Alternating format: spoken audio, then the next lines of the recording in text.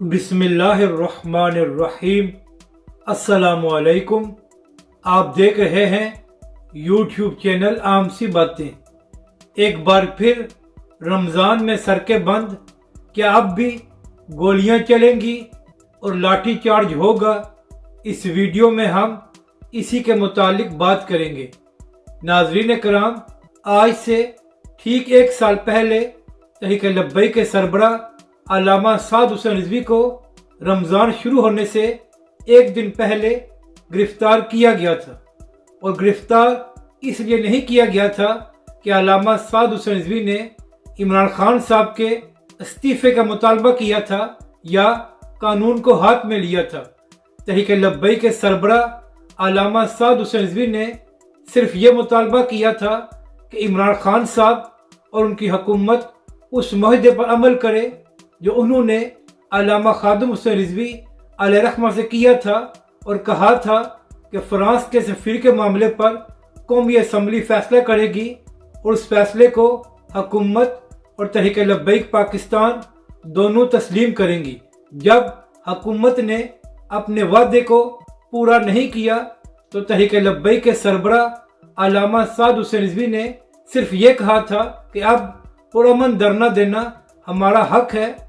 जिस तरह इमरान खान साहब ने 126 दिन डी चौक पर धरना दिया था। जब तहरीक लब्बैक के सरबराह अल्लामा साद हुसैन रिजवी को गिरफ्तार कर लिया गया तो उसके बाद तहरीक लब्बैक पाकिस्तान ने पूरे मुल्क में पुरअमन प्रोटेस्ट शुरू किया।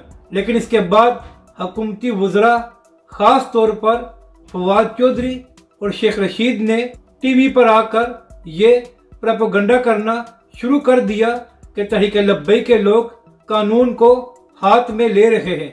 इसके बाद इमरान खान साहब के हुक्म पर तहरीक लब्बैक पाकिस्तान के खिलाफ बदतरीन ऑपरेशन किया गया और रोजे की हालत में तहरीक लब्बैक के कारकुनों को जख्मी किया गया और इसके अलावा कुछ कारकुन शहीद भी हो गए। और आज ठीक एक साल बाद इमरान खान साहब खुद पूरी कौम को कह रहे हैं कि सड़कों पर आ जाओ कि मेरे खिलाफ इंटरनेशनल साजिश हो रही है।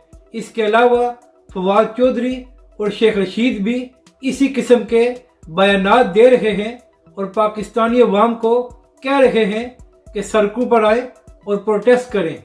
तो इसी वजह से तहरीक इंसाफ के कारकुनों ने कल पूरे मुल्क में रैलियां निकाली और प्रोटेस्ट किया। और कल पाकिस्तान के तमाम न्यूज़ चैनल्स ने यह खबर चलाई कि तहरीक इंसाफ के कारकुनों ने पेशावर में रोडों को बंद कर दिया है।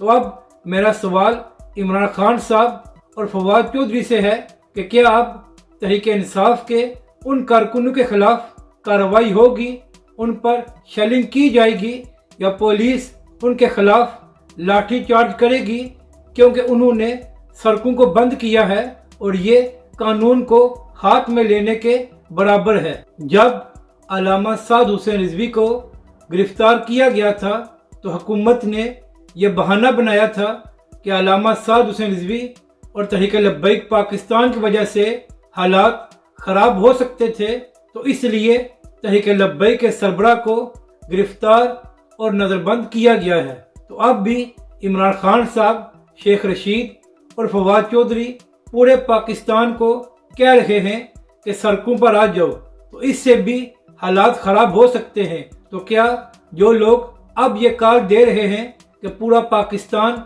सड़कों पर आ जाए, उनके खिलाफ भी कोई कार्रवाई होगी?